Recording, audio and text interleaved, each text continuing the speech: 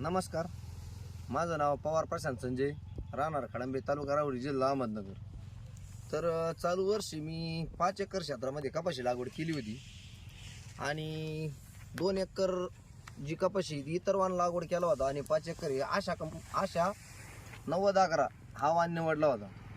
तर याच्यामध्ये आम्ही कंपनीच्या थ्रू 1 गुंठ्याची निवड केली आशा या वाणाची आणि इतर वाणाची.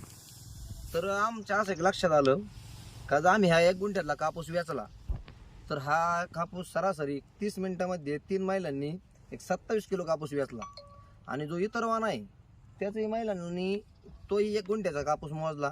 तर आम्ही ह्या दोघांची तुलना बघत होतो. तर ह्या 30 मिनिटांमध्ये आशा या कंपनीचा आम्हाला 27 किलो कापूस मिळाला आणि जो इतर वाण होता तर त्याचा आम्हाला वेळ जास्त जाऊन म्हणजे सरासरी 45 मिनिटं त्याच 3 महिलांना वेळ जाऊन आम्हाला तो कापूस फक्त 17 किलो मिळाला. म्हणजे आम्हाला दोन्ही याच्यामध्ये एका गुंठ्यामध्ये आम्हाला कमीत कमी 10 किलोचा फरक निघलेला आहे.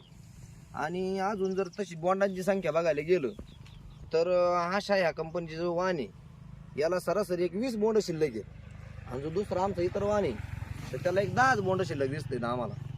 म्हणजे आणि आम्ही जर समजा याच्यात जर एका गुंठ्याच्या ॲव्हरेजनुसार जर हिशोब केला तर सरासरी आशा या कंपनीचा सरासरी एका एकरामध्ये 19 ते 19.5 क्विंटलपर्यंत कापूस आम्हाला मिळत आणि जो इतर वाण आहे तर तो कमीत कमी फक्त 10 ते 11 क्विंटल मिळणार आहे. म्हणजे याच्यामध्ये कमीत कमी 8.5-9 क्विंटलचा फरक मला जाणवला.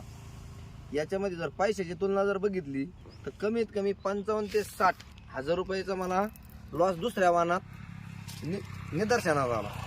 ह्या काही आशा या वाणाचं बोंड हे आम्हाला 7 ते 7.5 ग्रॅमपर्यंत मिळालं आणि जो दुसरा इतर वाण होता हे त्याचं बोंड फक्त 5.5 ते 6 ग्रॅम मिळालं.